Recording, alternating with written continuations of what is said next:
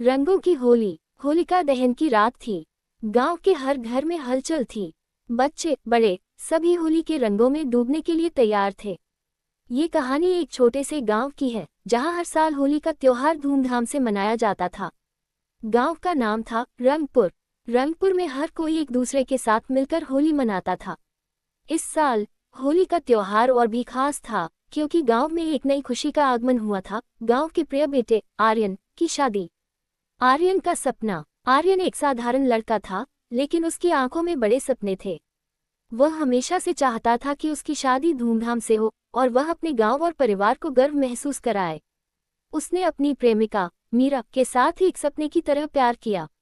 मीरा भी गांव की एक सुंदर और समझदार लड़की थी। दोनों ने तय किया कि वे इस होली पर शादी करेंगे। आर्यन ने अपने माता पिता से बात की और उन्होंने भी सहमति जताई। पूरे गांव में इस खुशी की खबर फैल गई। सभी लोग उत्साहित थे और होली के रंगों के साथ साथ शादी की तैयारियों में जुट गए। होली की तैयारियां। गांव में होली की तैयारियां जोरों पर थीं।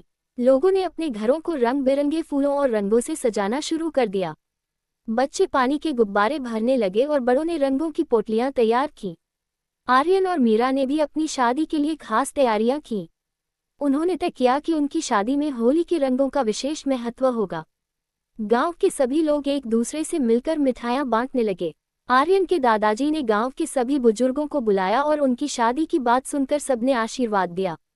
सब मिलकर आर्यन और मीरा की शादी की तैयारियों में जुट गए। होली का दिन। आखिरकार होली का दिन आया। सुबह सुबह गांव में हर जगह खुशियों का माहौल था।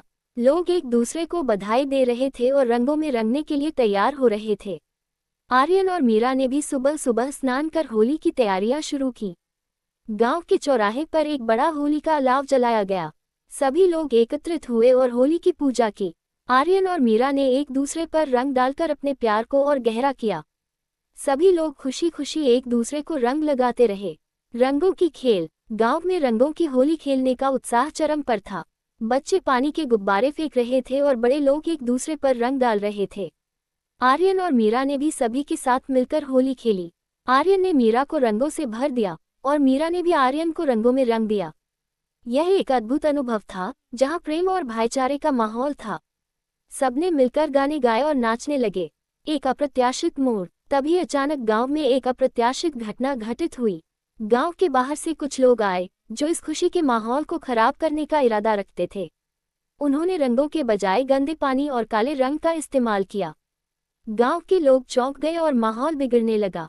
आर्यन ने देखा कि कुछ लोग गंदे पानी के गुब्बारे फेंक रहे हैं। उसने तुरंत अपने दोस्तों को इकट्ठा किया और कहा, हमें मिलकर इन लोगों का सामना करना होगा। हम अपनी होली को ऐसे नहीं बिगड़ने देंगे। एकता की ताकत। गांव के लोग आर्यन के साथ खड़े हो गए। उन्होंने एकजुट होकर उन लोगों का सामना किया।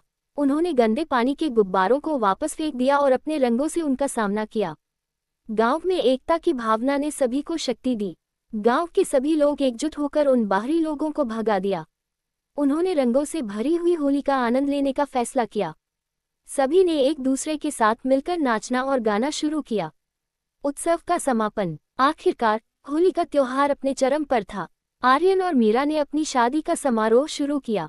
गांव के सभी लोग विवाह समारोह में शामिल हुए। उन्होंने एक दूसरे को बधाई दी और आर्यन और मीरा के लिए खुशियों की कामना की। शादी की रस्में पूरी हुई और आर्यन और मीरा ने एक दूसरे के साथ वचन दिए कि वे हमेशा एक दूसरे का साथ देंगे। गांव में हर जगह खुशियां बिखरी थीं और लोग एक दूसरे के साथ मिलकर जश्न मना रहे थे। नई शुरुआत। आर्यन और मीरा ने शादी के बाद अपने नए जीवन की शुरुआत की। उन्होंने तय किया कि वे गांव के बच्चों को शिक्षा देंगे और स्वास्थ्य सेवाओं की व्यवस्था करेंगे। उन्होंने गांव में एक स्कूल खोला और बच्चों को पढ़ाने का काम शुरू किया। गांव के लोग उनकी इस सोच की सराहना करने लगे। आर्यन और मीरा ने मिलकर गांव को एक नई दिशा दी। उन्होंने गांव के लोगों को एकजुट किया और नए विचारों से सशक्त किया। प्रेम और एकता का संदेश।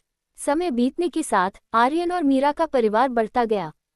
उन्होंने 2 बच्चों को जन्म दिया और उन्हें अपने गांव के प्रति प्यार और सम्मान सिखाया। उन्होंने बच्चों को बताया कि होली का त्योहार केवल रंगों का नहीं, बल्कि प्रेम और एकता का भी है। गांव में हर साल होली का त्योहार मनाया जाता रहा, लेकिन इस साल की होली ने एक नया मोड़ लिया। गांव ने हमेशा रंगों में रंगी होली मनाई, लेकिन अब एकता और प्रेम के रंगों का महत्व भी जोड़ा गया।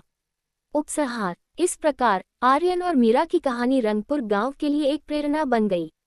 उन्होंने दिखाया कि सच्ची खुशी और प्रेम केवल रंगों में नहीं, बल्कि एक दूसरे के साथ मिलकर जीवन जीने में है। गांव वाले हर साल होली मनाते समय आर्यन और मीरा की कहानी को याद करते हैं। वे समझते हैं कि होली का असली मतलब एकता, प्रेम और भाईचारे का है। इस प्रकार रंगपुर गांव में हर साल होली का त्योहार धूमधाम से मनाया जाता है और हर कोई मिलकर रंगों में रंग जाता है, क्योंकि अब होली केवल रंगों का त्योहार नहीं, बल्कि प्रेम और एकता का प्रतीक बन चुका था।